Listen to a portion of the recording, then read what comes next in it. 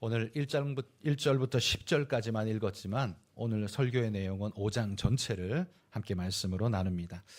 민수기 5장의 내용은 질병으로 부정케 된 자와 또 허물로 인해 범죄한 자, 그리고 남편에게 의심을 받는 아내는 어떻게 이 세 가지 문제들은 어떻게 처리해 가야 하는가에 대한 처리법이 기록되어 있습니다. 한마디로 공동체 안에서 발생할 수 있는 부정의 문제를 어떻게 처리할 것인가라는 이야기죠. 그들이 애굽에 살 때에는 모든 처결을 애굽이 했기 때문에 자기들에게는 법이란 것이 필요치가 않았죠. 물론 억압되고 지배되는 상태였지만 어쨌든 그들에겐 법이란 게 따로 필요 없었습니다. 그러나 출애굽을 하고 난 다음에 그들끼리의 자치적인 삶을 살아가게 될 때 그들에게는 이제 법이 필요하게 된 겁니다. 이 공동체를 어떻게 유지하며 구성해야 할 것인가, 우리의 공동체는 어디를 향해 가야 할 것인가, 그 기준을 잡아주는 말씀이 바로 그들의 법이며 오늘 율법으로 주어진 이 민수기의 말씀인 거죠. 이 말씀을 먼저 묵상하기 전에 한 가지 우리가 정의를 좀 한번 생각해 봐야 할 것이 있는데요. 뭐냐 하면 부정하다라는 의미는 무엇인가라는 걸 좀 생각해 볼 필요가 있습니다. 여러분, 부정한 거하고 죄된 거하고 동의어일까요? 부정한 건 죄일까요? 이건 동의어가 아닙니다. 죄일 수도 있고 아닐 수도 있습니다.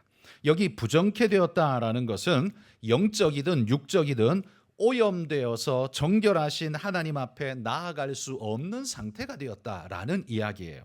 그러니까 죄로 인해서 그럴 수도 있고요. 그게 아니라 뭐 유출병이나 혹은 어떤 다른 일들로 인해서 하나님 앞에 지금은 나아갈 수 없는 부정하다라고 선언되어진 그 상태가 된 케이스가 있죠. 죄는 아니지만 그런 일이 있을 수 있다는 겁니다. 그러므로 부정하다라는 것을 꼭 죄지었다라는 말과 동의어로 생각하시면 안 됩니다. 제가 생각할 때 이 부정하다, 그러면 이 부정하다라는 말하고 비슷한 말이 뭘까라고 찾아보면 아마도 부적합하게 되었다라는 용어가 더 가깝지 않을까, 이런 생각이 듭니다.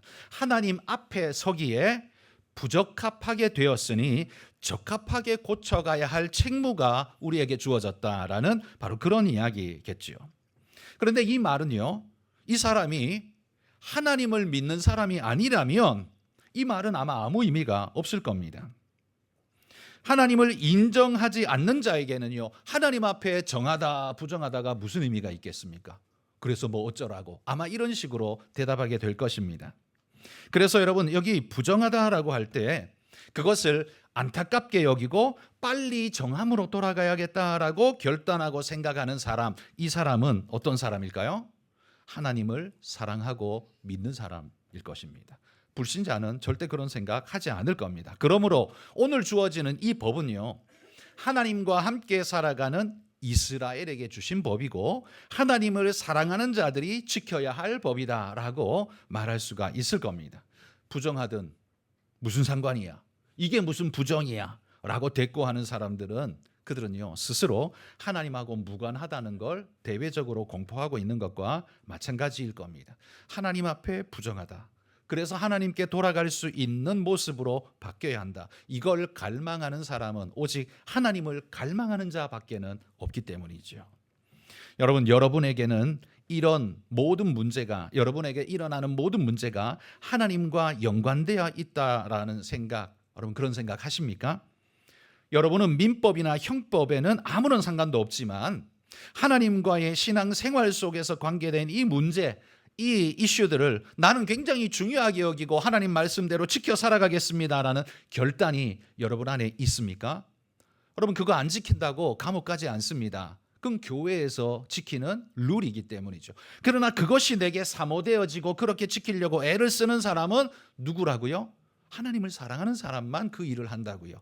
그러니 여러분, 여러분의 자세와 삶을 한번 돌아보십시오. 그까짓 거 뭐 안 지키면 어때? 라고 혹시 생활하고 있습니까? 아니면 하나님이 그걸 원하신다면 나는 그렇게 살겠습니다. 하나님이 그렇게 말씀하신다면 하나님 나는 그렇게 살겠습니다. 여러분, 그런 결단이 서십니까? 여러분 안에 영적인 갈망이 그렇게 있다면 여러분은 분명코 하나님을 사랑하고 하나님의 사람들인 줄 믿습니다. 자, 그렇다면 오늘 본문으로 우리 돌아가서요, 이 부정함이 공동체 안에 들어온다면 그럼 어떻게 처리할 것인가를 한번 살펴봅시다. 오늘 본문에는 세 가지의 이슈가 벌어지고 있는 것을 보게 됩니다. 1절부터 4절은 전염성 있는 질병이 주어졌을 때 어떻게 처리할 거냐라는 것이 첫 번째이고요. 두 번째 사건은 누군가에게 해를 끼치며 죄를 짓게 되었을 때 그럼 그거 어떻게 처리할 거냐가 두 번째이고, 세 번째는 남편이 아내의 부정, 외도를 의심하게 된다면 그러면 그때 그거 어떻게 처리할 거냐라는 세 가지의 문제가 오늘 진행되고 있습니다. 먼저 첫 번째 1절에서 4절에 나오는 첫 번째의 문제, 전염병의 문제에 대해서 한번 살펴봅시다. 이 전염성 있는 질병이 일어난다면 우리가 어떻게 해야 될 것이냐? 성경은 이렇게 말합니다. 그들을 전부 진영 밖으로 데려가서 진영 밖에 거하게 하라라고 명령하고 있습니다. 이걸 우리는 격리라는 단어로 사용하죠. 우리가 코로나 때 많이 경험해 보지 않았습니까? 코로나 때 지금같이 의학이 발전된 지금 21세기에도요. 전염병이 발생하면 제일 먼저 효과적으로 할 수 있는 일은 격리입니다. 그래야 이것이 빨리 퍼져나가지 않고 격리되어야 집중 치료가 가능하고, 만약에 격리시키지 않으면 어떻게 해요? 이 사람 치료하는 동안 이 사람 저 사람 막 퍼져나가서 따라가며 치료하는 것이 불가능한 그런 상태가 되어지게 될 겁니다. 그래서 지금도 여전히 이 전염성 있는 질병은요, 격리부터 합니다. 그런데 여러분, 고대 의학이라는 것 자체가 미미하고 너무 일천했을 때, 치료라는 자체가 약이라는 게 별로 없었을 때 그 시대에는 어땠을까요? 전염병이 발병하게 된다면 그건 공동체 전체를 죽이는 일이 될 수밖에 없는 겁니다. 여러분, 유럽의 흑사병이 유럽 인구의 3분의 1을 죽였대잖아요. 그 엄청난 일이 전염병 하나 때문에 죽습니다. 저 콜럼버스의 신대륙 발견해서 전쟁으로 죽은 자들보다 그 신대륙 발견한 유럽 사람들이 그 몸에 묻혀간 바이러스가 퍼져서 죽은 사람들이 훨씬 더 많다지 않습니까? 그러니까 이 전염병이라는 건요, 이건 굉장히 심각한 문제인 겁니다. 그래서 하나님은 그 당시에 치료의 방법, 의학 같은 것 이런 것도 없었을 그 당시에 하나님이 제일 먼저 그들에게 조치한 것은 격리였습니다. 최대한 빨리 격리해서 그렇게 치료를 함으로써 공동체를 살리고 그도 빨리 치유시켜서 공동체에 합류시키는, 이것이 매우 중요하다. 하나님은 지금 그렇게 말씀하는 거죠. 여러분, 질병이란 게 뭡니까? 질병은 건강의 밸런스가 깨진 상태가 질병의 상태 아닙니까? 어떤 바이러스든 사고 때문이든 어떤 이유에서건 하나님이 우리에게 주신 건강의 질서가 깨어진 상태, 이게 질병의 상태입니다. 성경적으로는요, 구약의 이스라엘 백성들은 이걸 이제 온전하지 못한 상태라고 표현을 합니다. 물론 작은 질병이야 별로 개의치 않지만 이런 전염성이 있는 질병, 치유 불가능한 질병, 이런 것은요, 천형으로 여기고 하나님의 저주로도 생각하고 하나님 앞에 온전하지 못한 상태라고 그렇게 생각했습니다. 그러니 이런 온전하지 못한 상태는 하나님께서 처음에 창조하셨을 때 보시기에 좋았더라라고 말하는 것과는 너무나 차이난 상태죠. 그러하기에 여러분, 온전하지 못한 상태를 하나님이 보시기에 온전한 상태로 되돌리는 거, 하나님은 이걸 건강한 것이라고 이야기하며 이렇게 할 것을 우리에게 요청하고 있습니다. 인간의 존재의 원형, 그것은 하나님께서 우리를 처음 지으셨을 때 그 모습일 겁니다. 그 모습이 가장 온전한데 우리는 거기까지는 못 가더라도 우리의 건강의 밸런스가 잘 지켜져 가고 행하고자 하는 모든 일들을 행할 수 있고 아름답게 살아갈 수 있는, 그래서 하나님 앞에 나가 예배하는 것도 부족함이 없이 할 수 있는 이 상태를 유지할 것을 하나님 명령하고 있다는 거죠. 여러분, 과거에 이런 이들이 있었죠. 질병이 걸리면 신앙 좋은 사람은 병원을 찾아가는 게 아니라 하나님 앞에 기도해서 나았다, 이런 이야기를 듣고 싶은 거, 그래서 자기가 믿음이 되게 좋다는 걸 확인하고 싶은 그런 때가 있었습니다. 그러나 여러분, 그러시면 안 됩니다. 병원 가는 것을 이상하게 여기시면 안 됩니다. 그건 온전하지 못한 지금 건강의 밸런스가 깨어진 상태에 하나님은 우리에게 원하는 게 뭐냐면 하나님 인간에게 주신 지혜와 지식을 통해서 의학이라는 걸 통해서 고칠 수 있는 기능을 주셨고 그 기능을 사용함으로써 빨리 온전한 상태로 돌아오는 것, 그걸 하나님이 원하십니다. 그렇다면 하나님이 진짜 기뻐하는 건 기도하면서 병을 고쳐주시면 다행인데 이게 안 고쳐져서 계속 가는 거, 그게 아닙니다. 하나님 우리에게 허락해 주신 방편인 이 약을 통해, 치료를 통해 빨리 하나님의 온전한 상태로 돌아오는 거, 하나님 그걸 더 기뻐한다는 사실을 기억하고 병원 찾아가는 걸 전혀 구애치 말고 빨리빨리 가시기를 바랍니다. 그래서 온전함을 차지하는 것이, 그게 하나님이 더 기뻐하는 일입니다. 지금 격리하는 이유가 뭐예요? 퍼지지 않고 빨리 온전케 될 수 있도록 하는 하나님의 방편이었다라는 이야기죠. 두 번째 문단에는 5절부터 10절입니다. 여기 보면 욕심과 삐뚤어진 마음으로 인해서 사회 관계에 질병이 발생할 때 이거 어떻게 처리할 거냐라는 문제입니다. 6절을 한번 보십시오. 6절에 이렇게 말합니다. 이스라엘 자손에게 이르라. 남자나 여자나 사람들이 범하는 죄를 범하여 여호와께 거역함으로 죄를 지으면, 이렇게 말합니다. 여기 좀 해석하기가 묘한 단어가 있죠. 사람들이 범하는 죄. 어떤 죄라는 소리일까요? 도대체 이 죄는 어떤 종목의 죄일까요? 뭘 말하는 걸까요? 자, 이 부분을 세번역 성경으로 보면 세번역은 이렇게 해석해 놓고 있습니다. 너는 이스라엘 자손에게 일러라. 남자나 여자를 가릴 것 없이 남에게 어떤 잘못이든 저질러서 그 일로 주를 배신하게 되었을 때에 이러이러하라, 이렇게 말하죠. 그러니까 여기 사람들이 범하는 죄가 뭐냐면요, 남에게 어떤 잘못이든 저질러서 그에게 피해를 끼치고 잘못을 저지르는 일, 그걸 지금 일컫는 말이라는 거죠. 그렇게 남에게 손해를 끼쳐 행하게 된다면 하나님은 지금 어떤 처방을 내려요? 네가 그에게 피해를 끼쳐 물적 손해를 끼쳤다면 너는 반드시 5분의 1, 그러니까 20%의 페널티를 더해서 그에게 지불해 주라라고, 보상해 주라라고 말합니다. 그러니까 예를 들어서 내가 그 사람에게 피해를 끼쳤는데 100만 원만큼의 피해를 끼쳤습니다. 그러면 나는 그에게 얼마를 보상해 줘야 돼요? 120만 원을 보상해 줘야 된다는 겁니다. 원금 플러스 20%의 페널티, 그걸 합해서 갚아줘야 한다라는 겁니다.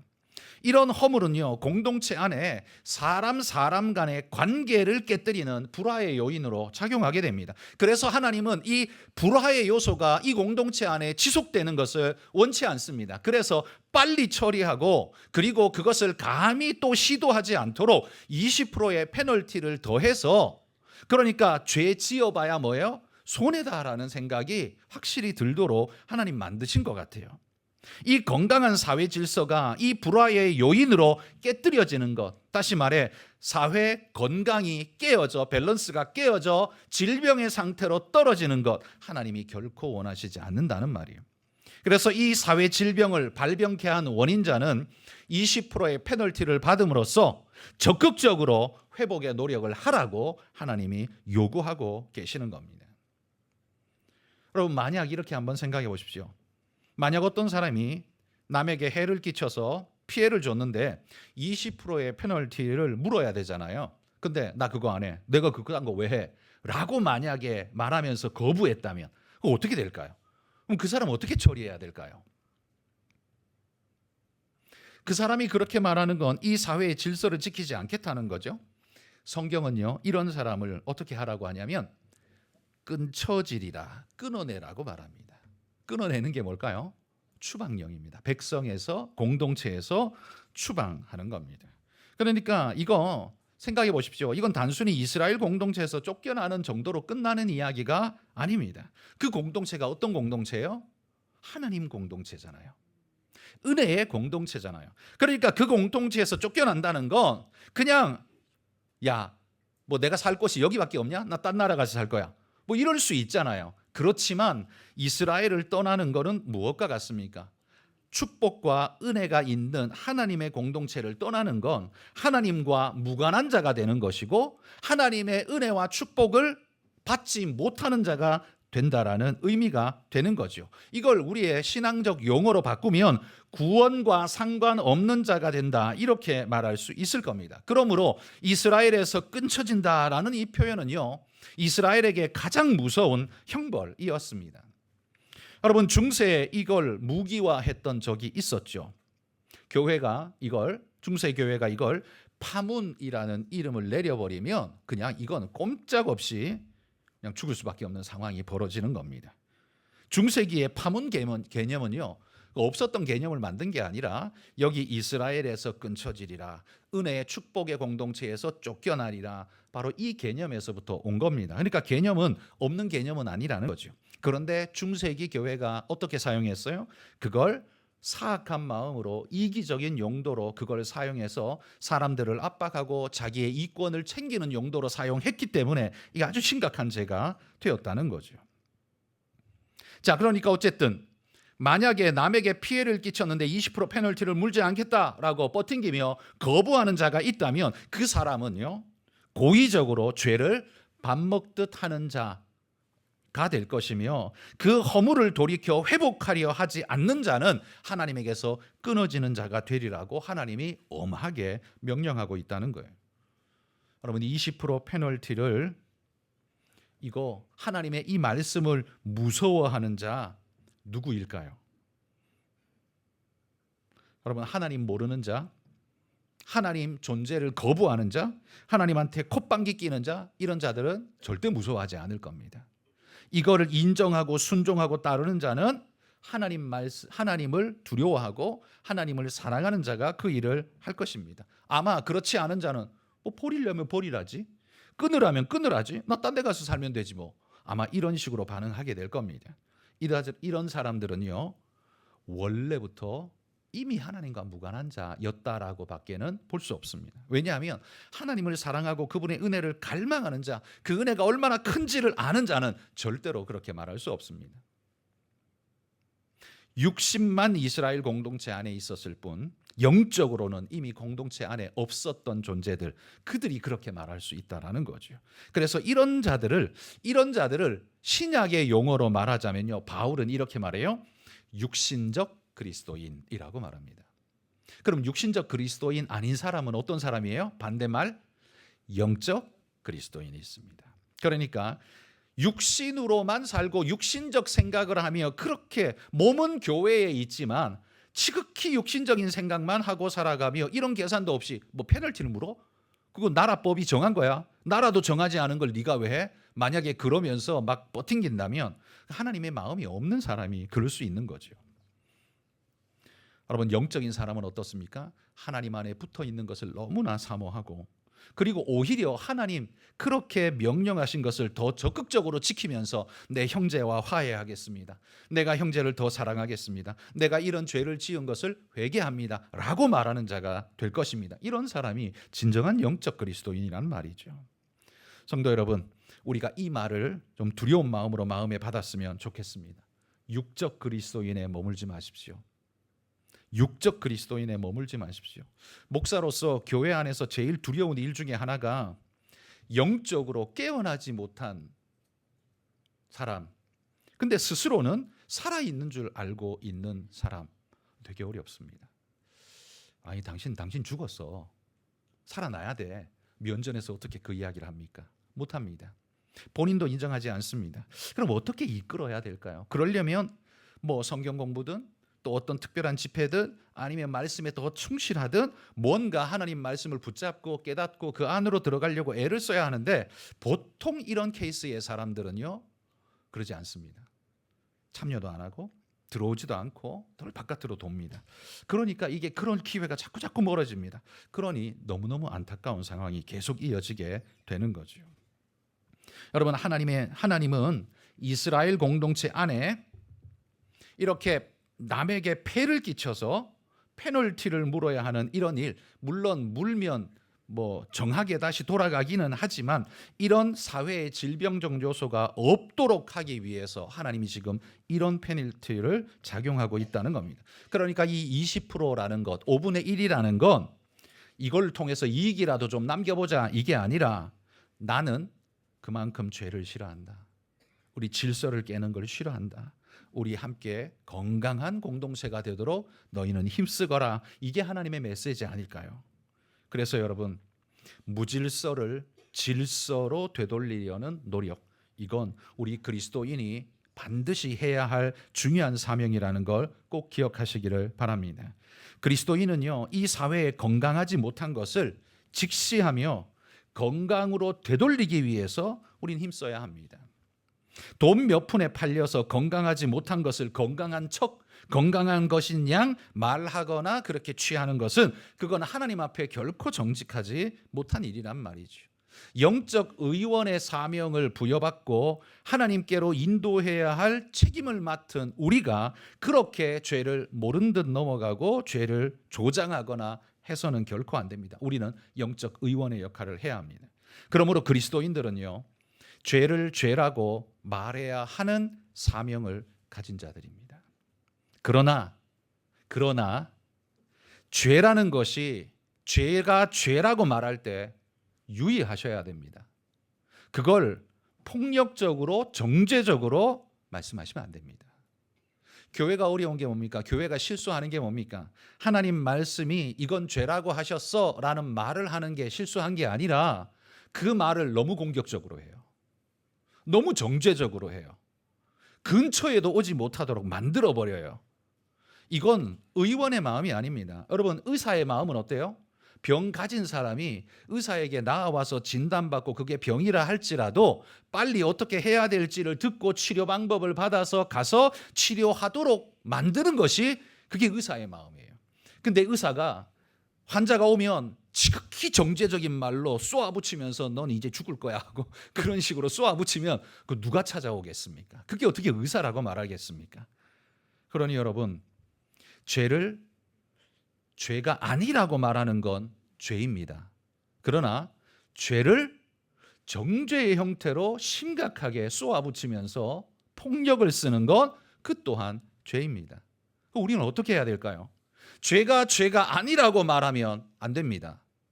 그러나 죄가 죄라고 해서 내가 심판자가 되어서 극렬하게 정죄하시면 안 됩니다. 우리가 해야 할 일은 뭐예요? 영적 의원처럼 그건 죄입니다라는 걸 알려주면서도 그러나 바른 길로 돌이킬 수 있도록 따뜻한 말로 위로하며 은혜의 길로 안내하며 애타는 마음으로 기도해주며 그런 마음이 전달되어질 수 있어야 합니다. 여러분, 죄를 정죄하는 형태로 극렬하게 대했던 사람들 누가 있습니까? 바리새인들이죠. 바리새인들은요, 그들의 행실로만 보면 진짜 깨끗한 사람들이에요. 우리는 절대로 못 따라가는 사람들입니다. 그런데 예수님은 그 바리새인들을 엄청나게 저주했습니다. 세상에 예수님한테 그렇게 욕먹은 사람 바리새인 말고는 없었어요. 아니, 그렇게 깨끗한데, 그렇게 최선으로 사는데, 그렇게 노력을 하는데 어떻게 예수님 그렇게 말해요?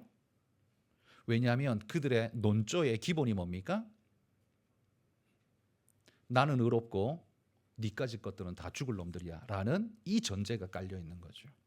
그러니까 긍휼과 사랑으로 그들을 구원하기 위한 손을 뻗는 작업이 아니라 손을 잘라내고 멀리 밀어내고 죽음으로 던져내는 역할을 한 게 그게 바리새인의 역할이었다는 말입니다. 그런데 생각해 보십시오. 교회도 사회가 좀 받아들이기 좀 쉽지 않은 이슈를 가지고서 이건 하나님께서 죄라고 말씀하는 겁니다. 이건 옳지 않습니다 라고 말할 때 여러분, 우리는 어떤 식으로 말을 했나요?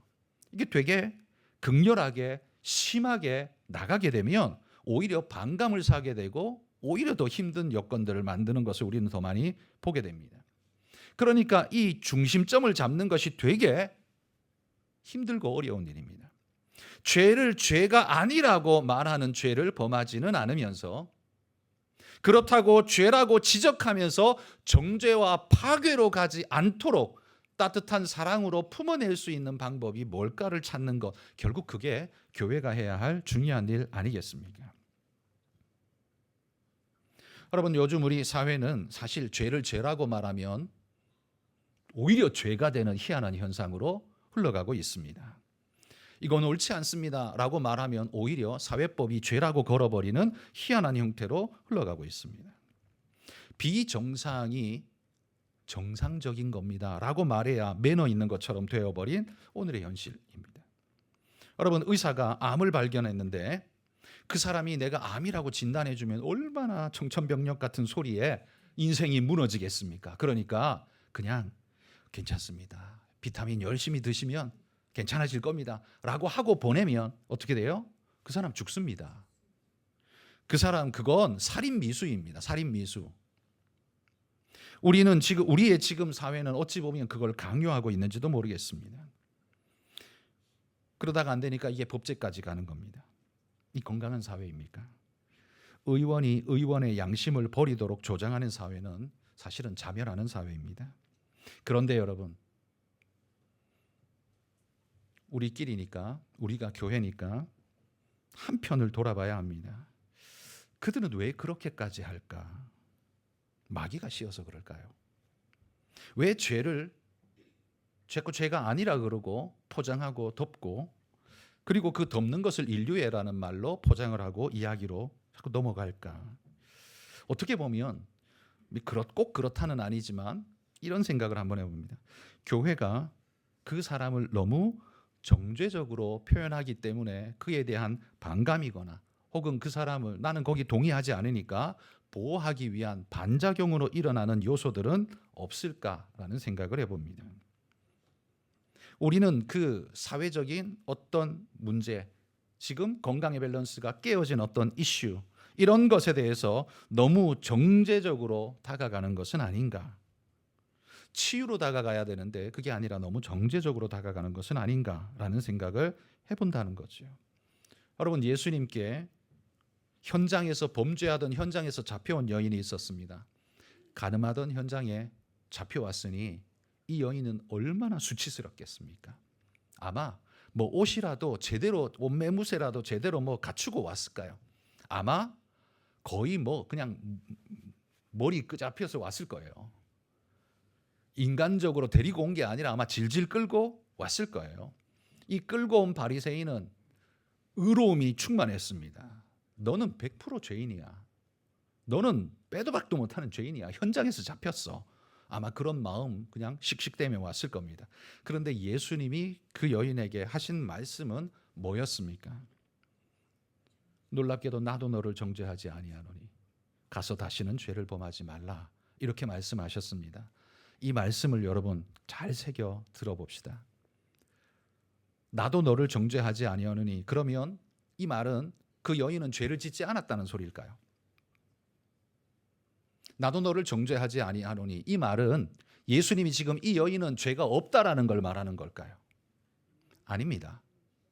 그 뒤에 말이 뭐예요? 가서 다시는 죄를 범하지 말라. 그러니까 예수님은 그걸 분명히 죄라고 말하고 있어요. 분명히 그게 죄라고 말해요. 아니라고 하지 않습니다. 분명히 죄예요. 그런데 예수님의 이 말을 듣고 있는 여인은 예수님의 말씀이 어떤 식으로 다가왔을까요? 정죄적으로? 공격적으로? 아니요, 위로적으로 다가왔을 겁니다. 예수님은 죄를 죄가 아니라고 말하지 않습니다. 죄를 죄가 아니라고 말하는 게 사랑이라고 말하는 거짓에 속지 마십시오.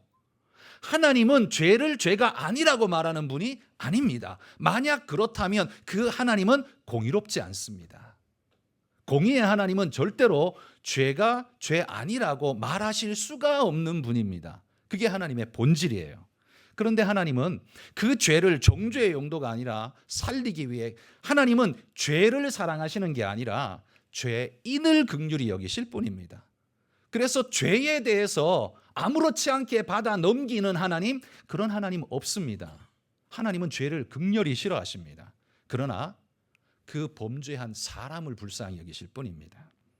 그래서 예수님의 말씀도 나도 너를 정죄하지 아니하노니, 정죄하고 공격하고 나 그건 안 한다. 그렇지만 가서 다시는 그 죄를 범하지 마라. 그거 하나님께서 싫어하신다. 그건 하나님 앞에 죄다. 바로 그거지 않습니까? 예수님은 죄를 죄라고 하는데 예수님이 말씀하시는 그 말씀이 굉장히 위로적이에요. 그 여인을 죽이려고 도끼서린 눈을 뜨고 파괴시키려고 하는 게 아니라 살려내려고, 그의 인생과 삶의 태도를 바꿔내려고 애를 쓰고 계시는 예수님의 모습을 우리가 발견할 수 있다라는 거죠. 여러분, 하나님은 공동체의 욕심으로 인해서 발생하는 죄에 대해서 20%의 페널티를 갚음으로써 더 이상 그런 죄에 대한 욕구를 느끼지 못하도록 지금 유도하고 계십니다. 왜냐하면요, 이런 죄는요, 이익이나 쾌락이 있기 때문에 자꾸 범하고 싶은 욕구가 발생되거든요. 그런데 20%의 페널티가 붙으면 어떻게 해요? 이건 할수록 손해가 되는 일이잖아요. 그래서 못하도록 하나님이 지금 제재하는 겁니다. 여러분, 건강을 해치는 음식은 언제나 유혹이 큽니다. 그렇죠? 초콜릿이나 사탕이나 아니면 나는 콜레스테롤 수치가 높은데 하필이면 그런 음식이 그렇게도 내 입에 땡겨. 그렇잖아요. 항상 유혹은 그렇게 옵니다. 건강을 해치는 음식이 더 달고 맛있어. 더 매력적이야. 언제나 그렇습니다. 그런데 여러분, 그거를 막으려면 어떻게 해요? 먹으면 죽어. 이렇게 말하는 게 아니라 의사들은 어떻게 말합니까? 당신의 지금 콜레스테롤 수치가 너무 높기 때문에 그런 음식을 자꾸 드시면 혈관이 완전히 막혀가지고 길 가다가 어떻게 될지 모릅니다. 그러면서 주의를 주고 돌이켜 깨달아 알고 상황을 분명히 깨닫고 그것을 스스로 자제할 수 있도록 이끌어가는 거죠. 그게 의사가 하는 일이겠죠.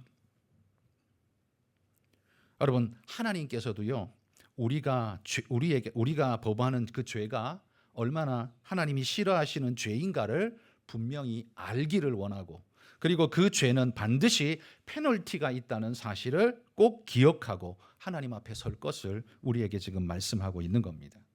이 땅에서 페널티를 못 받으면요, 하나님 앞에서 받게 될 겁니다.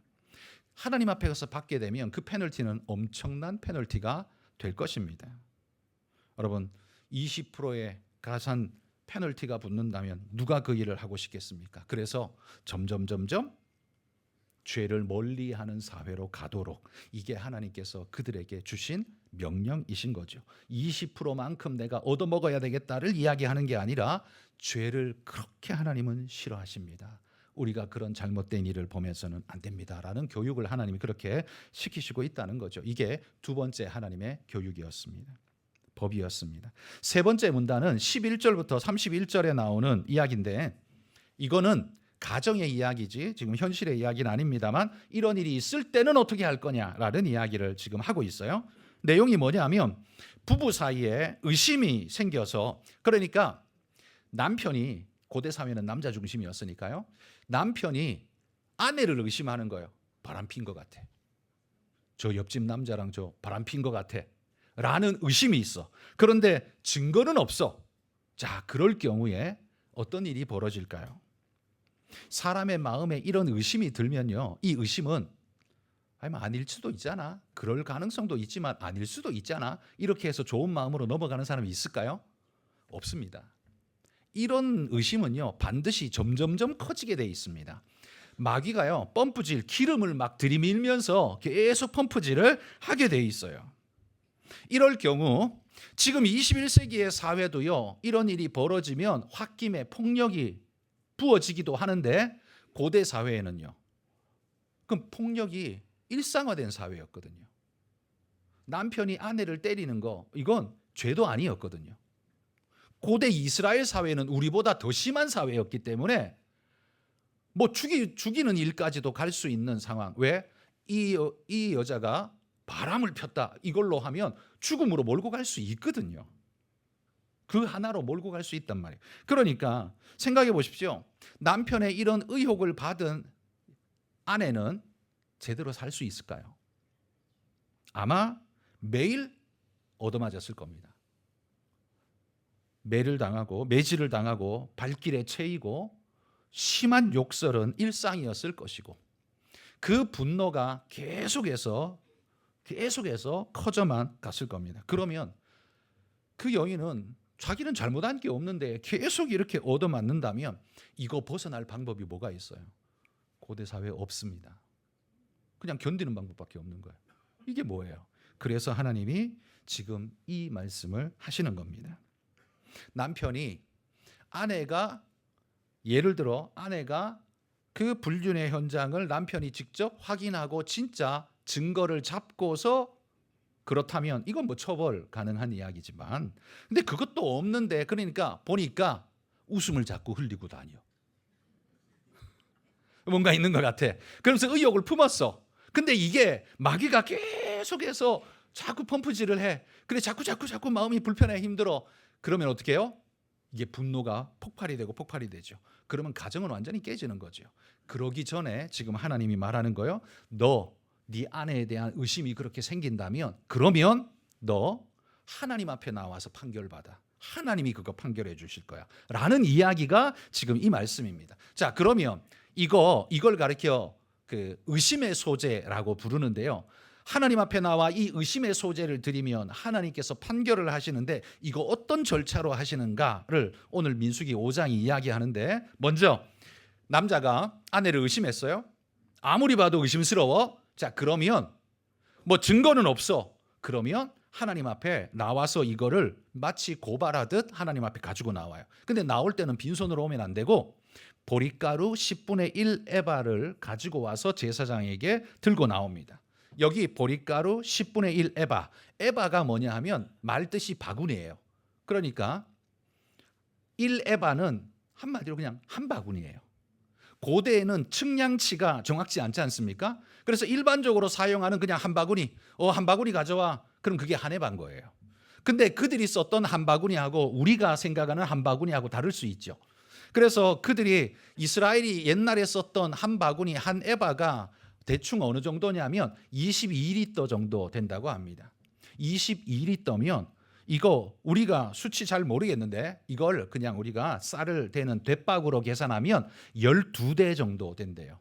22리터면 12대 정도 된답니다. 한 말보다 조금 더 되는 거죠.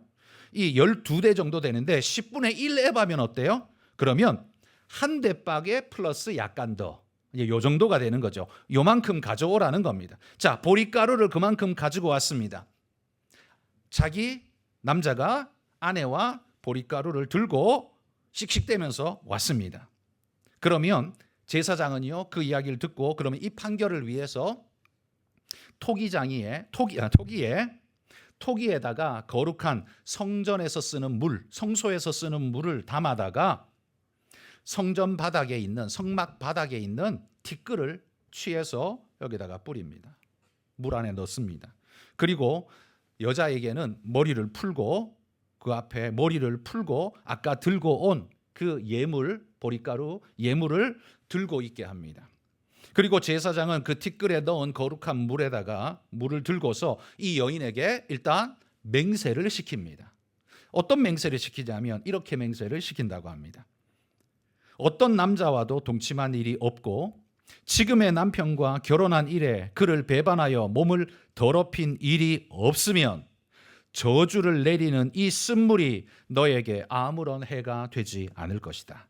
그러나 네가 남편과 함께 사는 동안 그를 배반하여 네 몸을 더럽혔으면, 곧 네 남편이 다른 남자와 동침한 일이 있으면 주님께서는 네 허벅지가 마르게 하고 네 배가 부어오르게 하는 저주를 내려서 네 백성 가운데서 너를 본보기로 삼을 것이다. 저주를 불러 일으키는 이 물이 네 몸속으로 들어가서 네 배를 부어오르게 하고 네 허벅지를 마르게 할 것이다 라고 저주문을 선포하면 이 여인은 아멘 아멘 하고 그에 반응해야 됩니다. 맹세를 하는 거죠. 자기는 지금 억울하다 이거죠. 그러니까 맹세를 해야 돼요. 아멘 아멘 하겠죠. 그러면 제사장은 그 맹세한 그 아까 읽어준 그 저주문을 글로 쓴 그 저주문을 이 성수가 담겨 있는 그 그릇에 담궈서 빱니다. 담궈요. 그러면 그 먹물로 쓴 그것이 물에 풀려져 내려가겠죠. 마치 저주가 이 물에 담겨지는 것 같은 그런 형국이죠.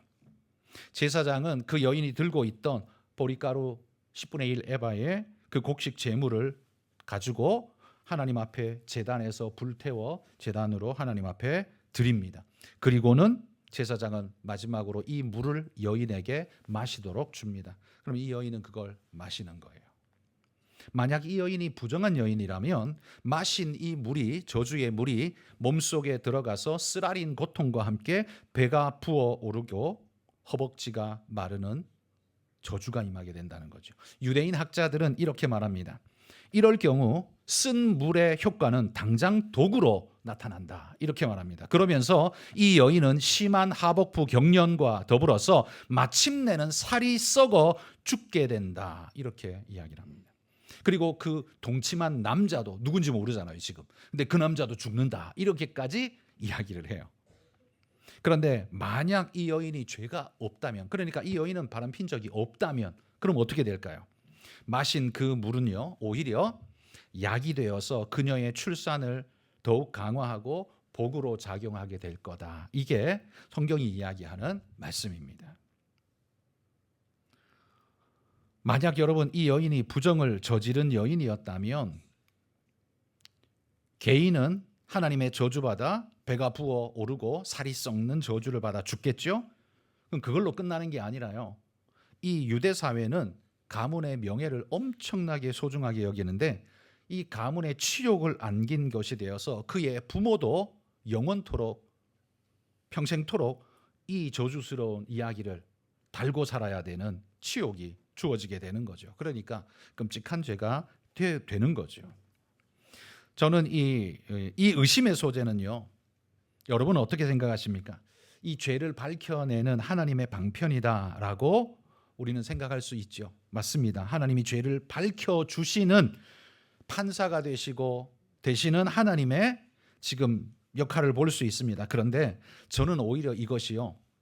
이렇게 보입니다.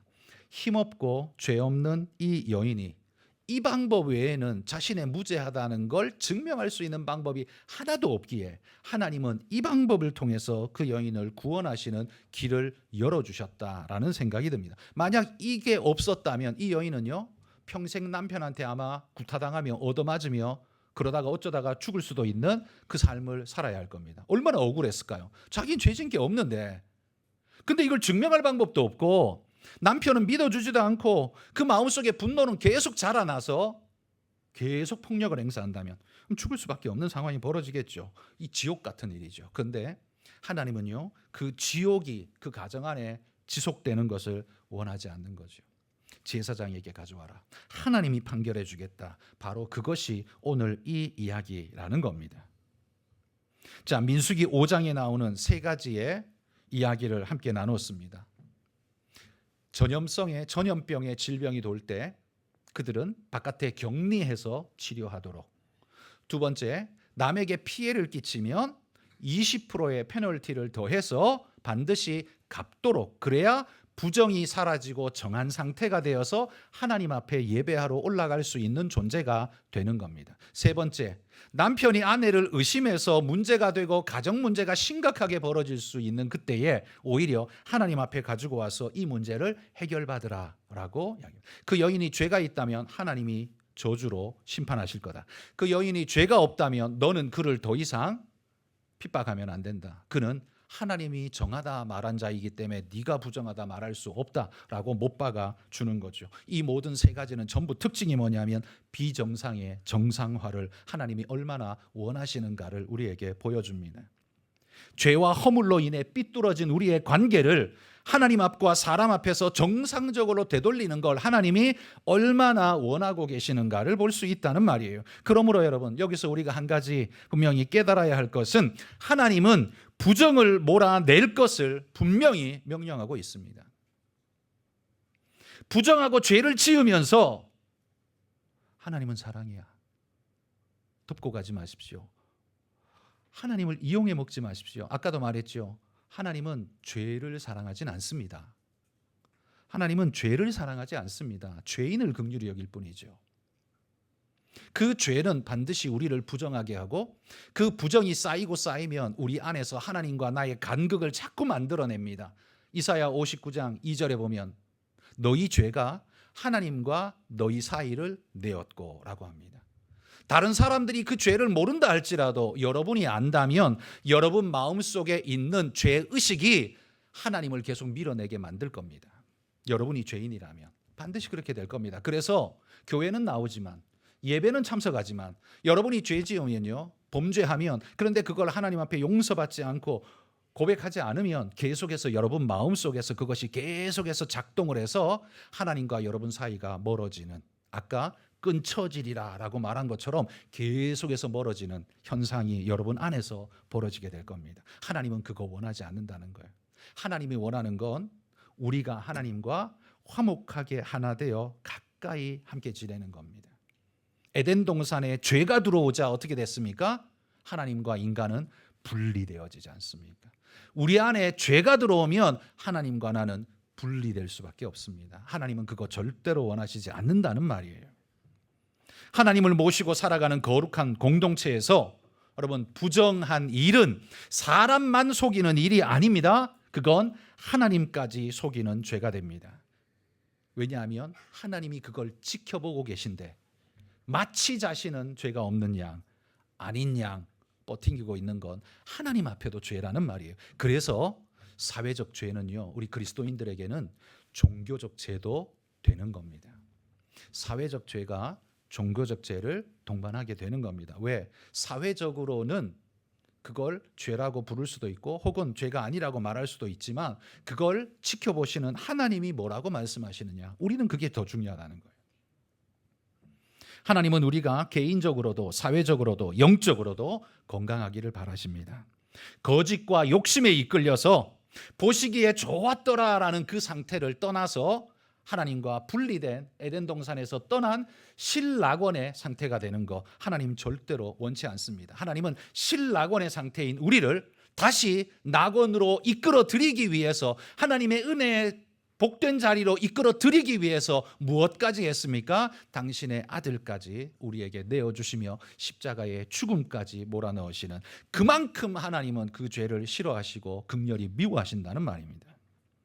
여러분, 우리는 국가가 정한 사회법을 깨야만 죄가 되는 게 아닙니다. 그것도 물론 죄입니다. 그러나 하나님이 정하신 질서를 깨뜨리고 혼돈케 하는 것, 이 또한 죄가 된다는 사실을 반드시 우리는 기억해야 합니다. 그러므로 여러분, 하나님이 지으신 세계를 더럽히지 말기를 바랍니다. 우린 그렇게 노력해 가야 합니다. 하나님께서 선물로 주신 이 공동체의 질서를 깨뜨리지 말아야 합니다. 그렇게 힘써 노력해야 합니다. 오늘 본문에서 하나님이 죄를 얼마나 싫어하시는지를 살폈고, 또한 그것이 우리의 건강성을 해치는 그런 일이라는 것을 우리가 함께 살폈습니다. 그러면 우리는 어떻게 살아야 될까요? 거룩을 향해 살아가십시오. 바리새인처럼 살라는 말이 아닙니다. 부정을 멀리하고 하나님 앞에 정한 모습으로 서도록 여러분, 그렇게 믿음을 다해 살아가십시오. 사탄은 여러분 마음속에 부정이 아닌 것처럼, 죄가 아닌 것처럼, 그 정도는 누구나 다 해, 그 정도는 사회에서 아무것도 아니야 라고 말하면서 우리를 부정에 발을 들이도록 계속해서 끌어들일 겁니다. 여러분, 거기에 노라고 단호히 선언하며 주님 말씀만 따라가는 믿음의 일꾼 되시기를 축복합니다. 기도하겠습니다. 하나님,